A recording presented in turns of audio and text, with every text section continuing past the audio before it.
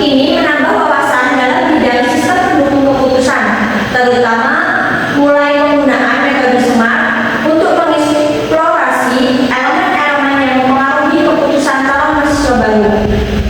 Kemudian, yang kedua, manfaat praktis. Temuan dari penelitian ini memiliki nilai praktis bagi program studi informatika yang dapat dijadikan referensi untuk memahami motivasi mahasiswa baru dalam memilih program studi informatika.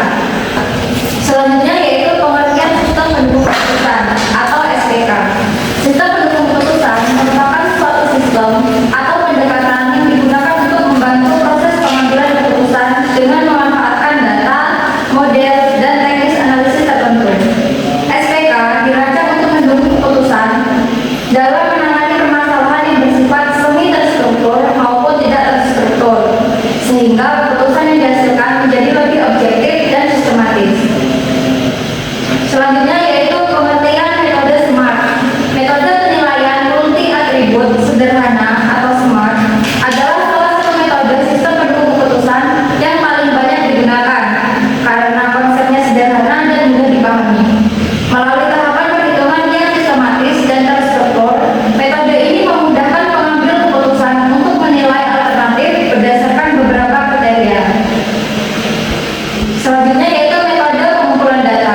Yang pertama ada metode studi literatur, yaitu dilakukan dengan menelaah berbagai sumber tertulis berupa buku teks, artikel jurnal ilmiah, proceeding, dan penelitian terdahulu yang berkaitan dengan sistem pendukung keputusan. Metode simple multi atribut rating technique atau SMART, serta faktor-faktor yang mempengaruhi pemilihan program studi oleh mahasiswa baru. Yang kedua yaitu ada observasi. Observasi ini dilakukan secara non-partisipatif dan bersifat umum, yaitu dengan mengamati kondisi dan fenomena yang berkaitan dengan pemilihan program studi informatika oleh mahasiswa baru di lingkungan Universitas Nurul Huda.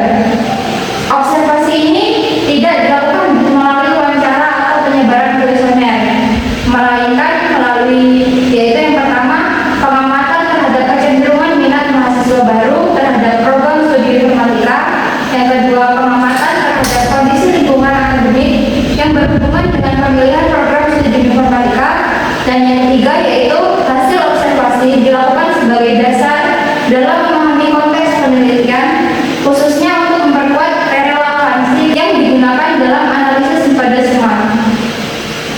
Yang selanjutnya yaitu tahapan metode SMART dan rumus perhitungan. Tahapan yang pertama yaitu menentukan kriteria, kedua menentukan bobot kriteria, tiga menentukan nilai normalisasi bobot, dan yang terakhir yaitu menentukan peringkat alternatif.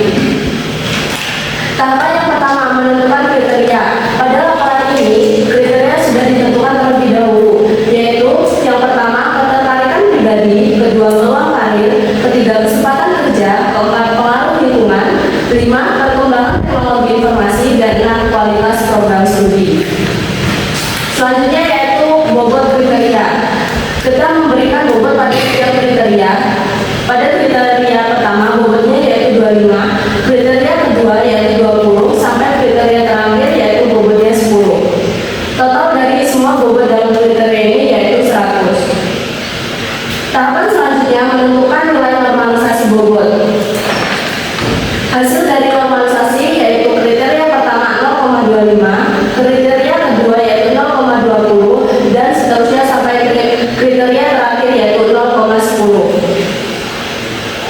Lalu menentukan nilai kriteria pada setiap alternatif. Untuk kriteria pertama yaitu ketertarikan pribadi. Di sini range-nya yang kita gunakan yaitu 1 sampai 4. Dilakukan pada kriteria 1 sampai 6. Hasilnya yaitu alternatif pertama, kriteria pertama yaitu 4, kriteria kedua 3, kriteria 3 4, kriteria 4 3, kriteria 5 4, dan kriteria 6 3. Lalu menentukan nilai maksimal dan minimal. Nilai maksimal dari semua kriteria yaitu 4, dan nilai minimal dari kriteria pertama 2, kriteria 2 3, kriteria 3 2, kriteria 4 3, kriteria 5 3, kriteria 6 2. Lalu menghitung nilai utility. Di